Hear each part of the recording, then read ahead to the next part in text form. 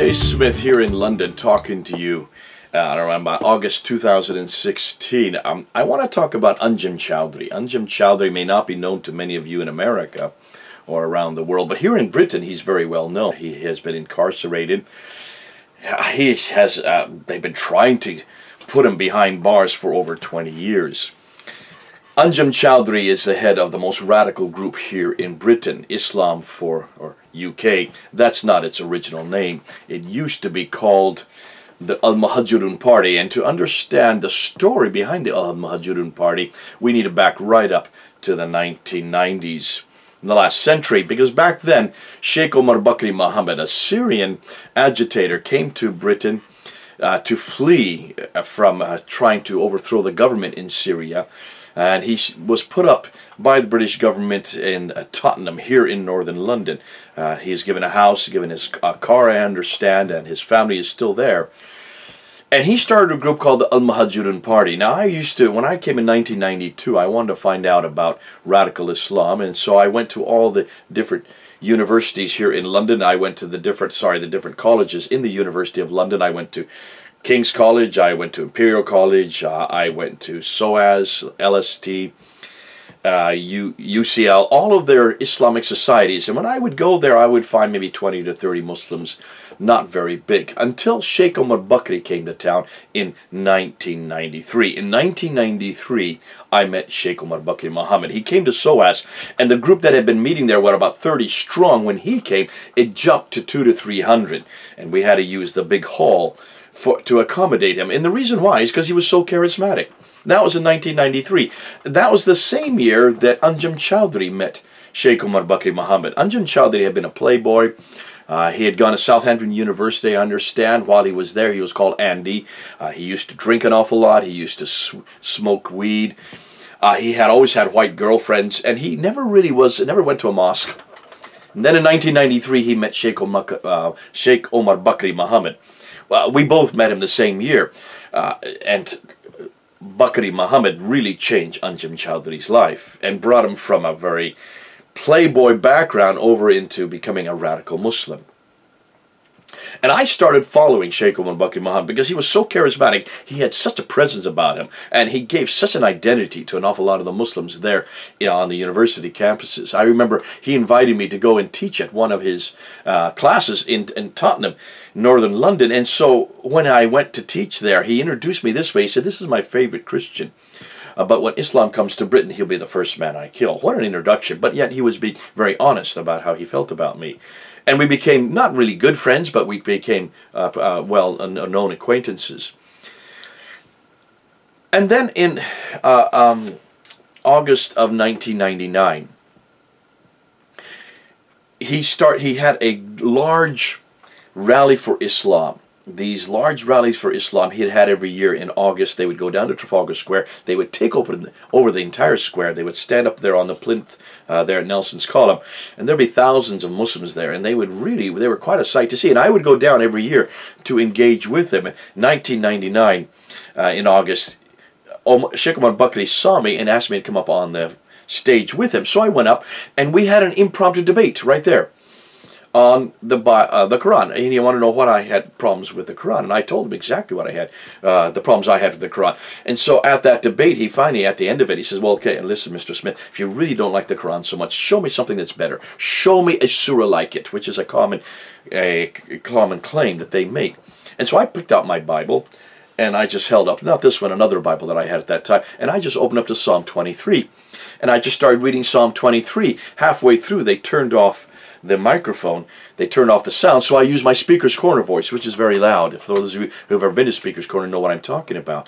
And finished up Psalm 23, turned towards the Sheikh, and I said, "Show me anything that can equal Psalm 23. And I could have gone to Psalm 1, Psalm 2, 1 Corinthians 13. I could have gone to any number of different references that are superior to anything you'll find in the Quran.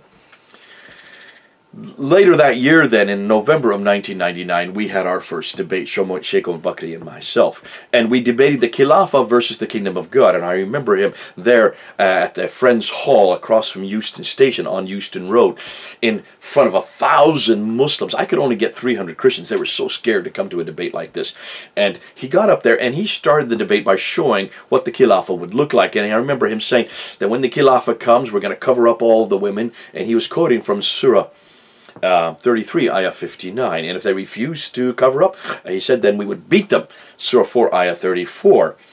And then he went on to say that we'll take all the robbers and we will cut off their hands so that there would be no robberies. All thievery would be gone. That's Surah 5, ayah 38. And he says, as far as the homosexuals and the adulterers, we'll beat them 100 lashes. Surah 24, ayah 2. And as I realized what he was doing, he was just quoting quote after quote after quote from this book, the Qur'an. And I realized, you know, at that debate, and I learned, of course I knew this before that, but the penny really dropped for me when I realized these guys go back to a book modeled by a man. And that's why, in some ways, we get along so well, because we both go back to a book modeled by a man. Sheikh Omar Bakri Muhammad, more so than anybody else, would always go back to the Quran, always modeled by Muhammad. We always go back to the Bible, modeled by Jesus Christ. So we're both scriptured faiths, were both scriptured religions, and it became so clear in that debate. The book and the man, the book and the man, the book and the man is what we all both go back to. Now that was in November of 1999. A few months later, in August of 2000 then, they had again their rally for Islam. I went along to that rally. Sheikh Omar Bakri had met me down in the group and wanted me to get up on the plinth with him. And this time he wanted me to talk to the crowd about why I did not like the Khilafah, I guess because of the debate we'd had earlier. And so I was there on the Nelson's column. I was looking at it and I said, let me tell you why I don't want the Khilafah to come to Britain. I said, take a look right across, right in front of us is the National Gallery. There you have 2,000 years of Christian art. You're going to destroy all that beautiful art that has pictures of our God, pictures of Jesus, pictures of many of the prophets there. You're going to destroy them. Right over here on the right is St. Martin's of the Field, one of the greatest churches for recording music, much of which is praising the name of God, praising the name of Jesus as Lord. You're going to destroy that music, destroy the worship that goes on in that church. Here you can see the Shaftesbury Avenue, many second-hand bookstores. In many of those books, there is writings that are critical of Muhammad, critical of the Quran, critical of Islam. You're going to destroy those books, burn them all. And that's why I don't want the Khilafah to come to Britain. Over here you can see Fleet Street, the headquarters for many of the great newspapers, which were very critical of religion and certainly critical of Muhammad and the Quran. And you would shut down that freedom. Back behind me is 10 Downing Street, where you have one of the best democracies on earth. You're going to destroy the democracy, replace it with a theocracy, eradicate that which I consider to be one of the reasons why I love living in Britain. Over behind me to the left is Buckingham Palace, where Queen Elizabeth lives, the head of the monarchy, which gives identity to the British. You're going to destroy the monarchy and replace it with a theocracy.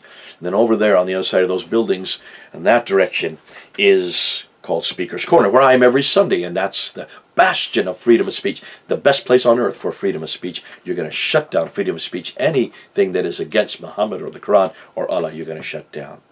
Freedom of expression in art, you're going to destroy. Freedom of expression in worship, and also freedom of expression to praise Jesus as God, you're going to shut down. Freedom of expression in print, you're going to shut down. Freedom of expression in news, you're going to shut down. Freedom of expression in government, you're going to shut down, replace it with theocracy. Freedom of expression also in one's identity, the monarchy here, you're going to shut down. And of course, the bastion of freedom of speech, you're going to shut down. That's why I don't want the Khilafah to come to Britain, and they asked me to leave. Now, that was in August of 2000. Now in September of 2001, 19 young men took over 4 jets which destroyed those 2 big buildings, Trade Center in New York, tried to destroy the Pentagon in Washington, D.C., and one plane came down in Pennsylvania, and that was known as 9/11. Still is known 9/11 today, and that's where the whole world woke up to radical Islam. That's where many of you probably first came across this idea that there was such a group called radical Muslims. 9/11 in September of 2001. And the world changed from that time. A few days after that event, Sheikh Omar Bakri Muhammad was asked to come on television. I think it was Channel 4. And he was asked about these men, and he started applauding them. He says, I wouldn't do what they were doing, but I applaud them. And I applaud their, not their actions, but I applaud them as men, because they were being true to what they believed. Just not breaking the law, but skirting the edge of the law. And he called them the Magnificent 19, the Magnificent 19. Now, from that time on, then he became enemy number one for the press, and of course, his lieutenant Anjem Choudary was right with him. Anjem Choudary was a lot more clever.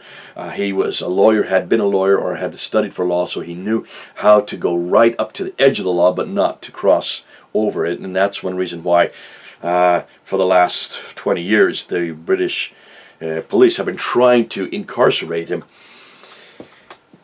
Sheikh Buckingham Mohammed then went and moved to Lebanon and has never returned because he's not permitted to come back. So he's there, his family is here. Anjem Choudary then took over the Al-Muhajirun party, and of course it has been made illegal many times, and every time it's made illegal they change their name. So it's become the Current Affairs Society, it's become the 1924 Committee, it's been given the name Al-Ghuraba, its latest name is Islam for UK.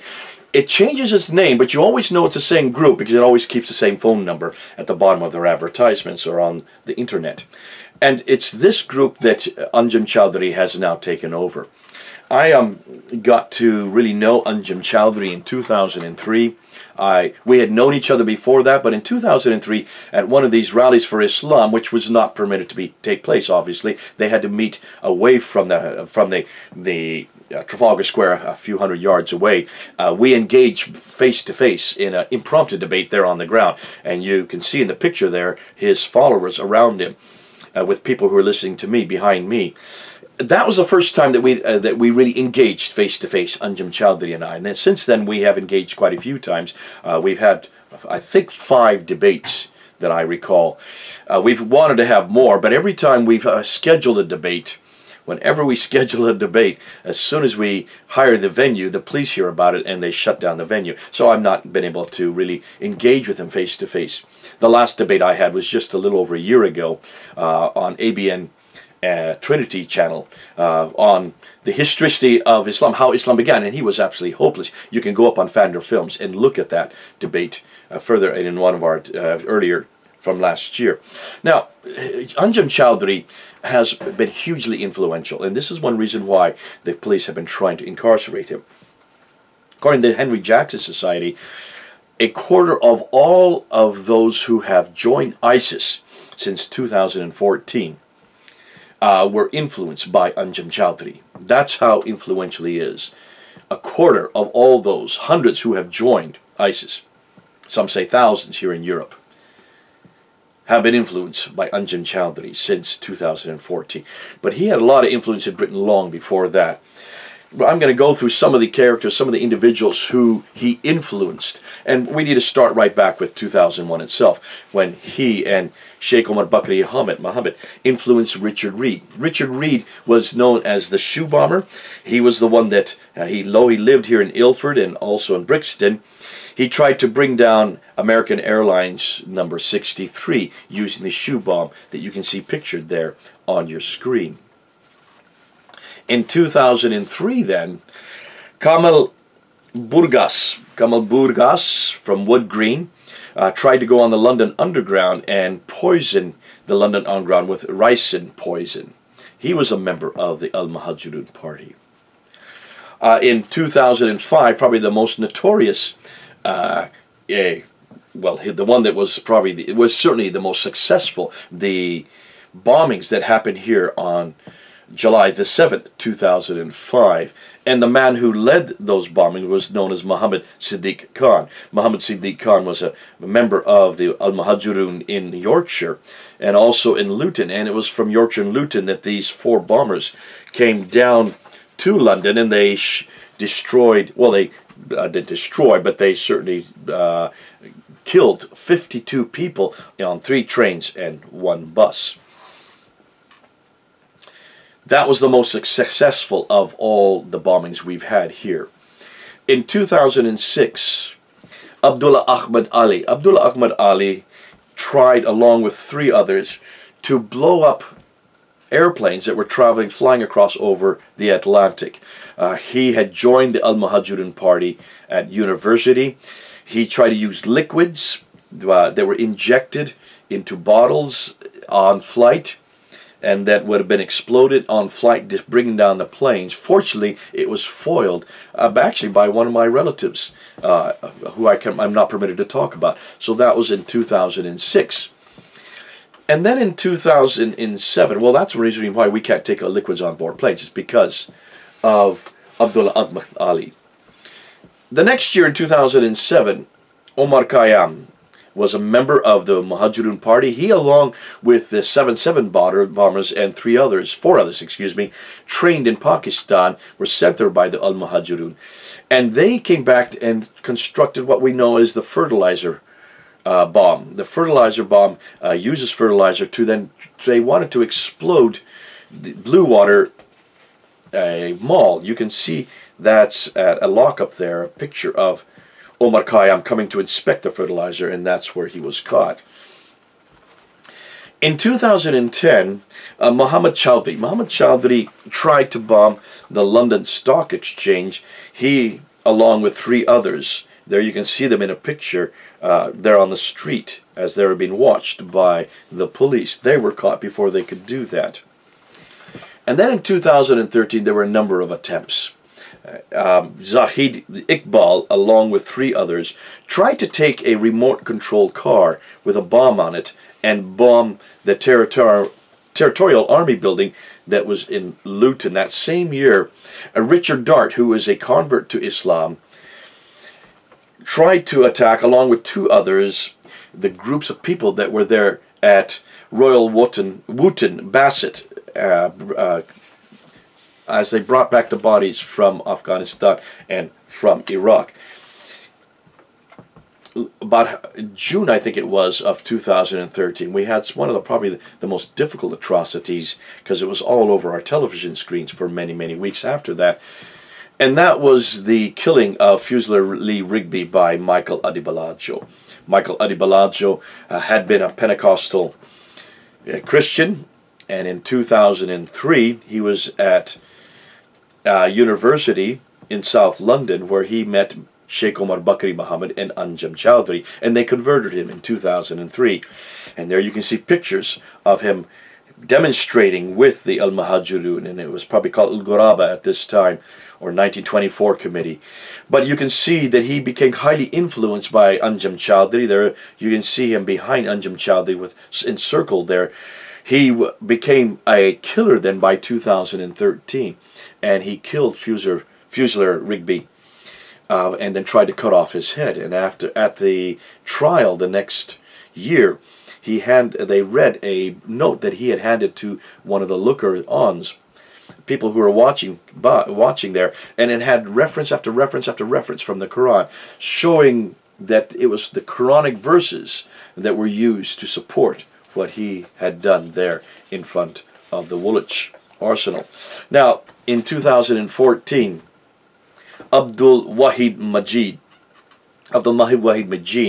was the first British suicide bomber and he was in Iraq. He took minutes at the Al-Muhajirun meetings. He was a regular at all the Al-Muhajirun meetings. He also was a driver for Sheikh Omar Bakri Muhammad, and then he became a suicide bomber in there in Iraq. In August of that year, 2014, I don't know how to pronounce his name, Brushom Ziamani, I think it is, was caught with a rucksack in his bag here in London. He was also a member of the Al-Muhajirun party. Inside the bag was a hammer, a 12-inch knife, and an Islamic flag. Again, influenced by the Al-Muhajirun party. In November of 2014, Nadir Said tried to behead a poppy seller here in Ealing.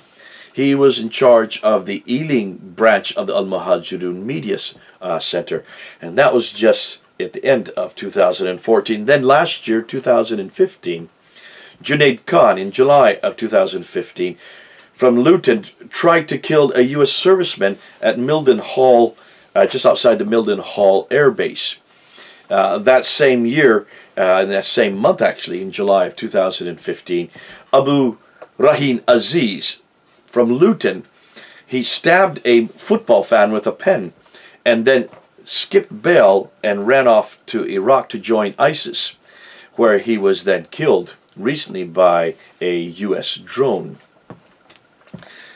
That same year, the end of 2015, Siddhartha Dar, who was a Hindu convert to Islam, converted by Sheikh Omar Bakri and Anjem Choudary, then took on the name Abu Rumaisa. He got to know some of the people on our team and would engage in conversation with many of us, and then suddenly disappeared. And I think it was last fall or the fall before. He then fled, no, it was 2015, fled to Raqqa. And there you can see a picture of him holding his baby there with an AK-47 slung over his shoulder. And there's another picture of him with his son holding a pistol there in Iraq. He had been a regular member of the Al-Muhajirun. You can see pictures here where he is with Anjem Choudary. You can see he's in a group of Al-Muhajirun men, Al-Ghuraba men, Islam for UK. They are there. You can see them also sitting behind a table. So he was used in the hierarchy of Al-Muhajirun, the same group that Anjem Choudary leads. Very well ensconced as one of their poster boys because he was a convert from Hinduism. Now, what's interesting, according to the latest statistics and latest news, he has now become the new Jihadi John. The old Jihadi John who cut off the heads. Muazi was killed by a U.S. drone. Abu Rumaisa, who Siddhartha Dar, has now taken over that job, and he now, it was filmed in January of this year, executing 5 young men with pistols. Along with him is a man named Muhammad Reza Haq, the man on the right, the taller of the men. He was a well-known member of the Al-Muhajirun and Islam for UK.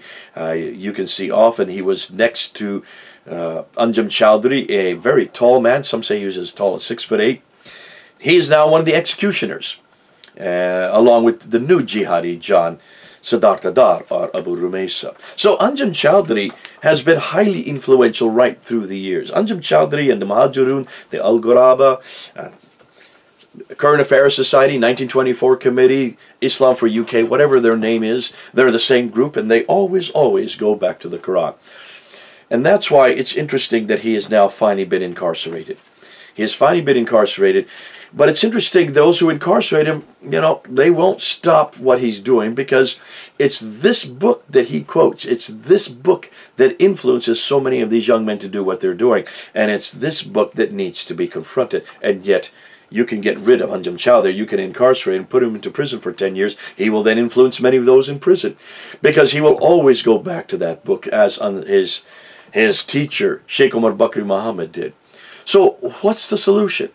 What's going to happen with Sheikh Omar Bakri Muhammad? What's going to happen with Anjem Choudary? What's going to happen to these men? Are they going to be put away for life? No, they won't. They'll influence even more men in prison.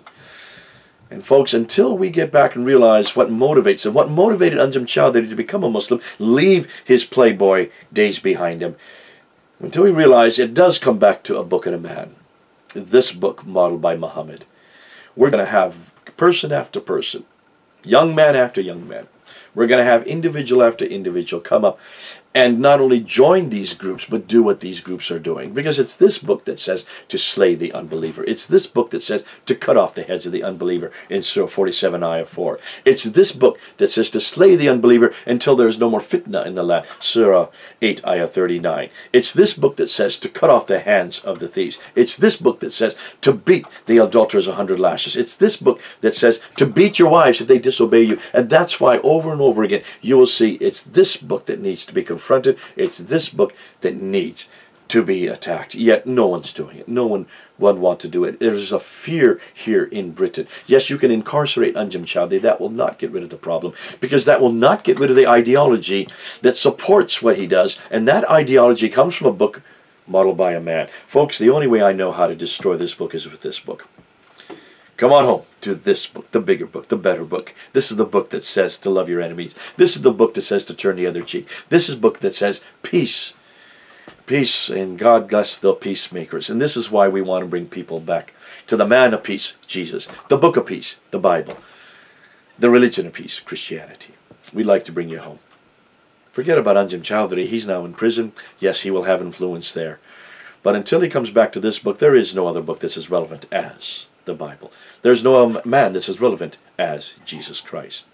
And that's why I have been saying this for now, 24 years.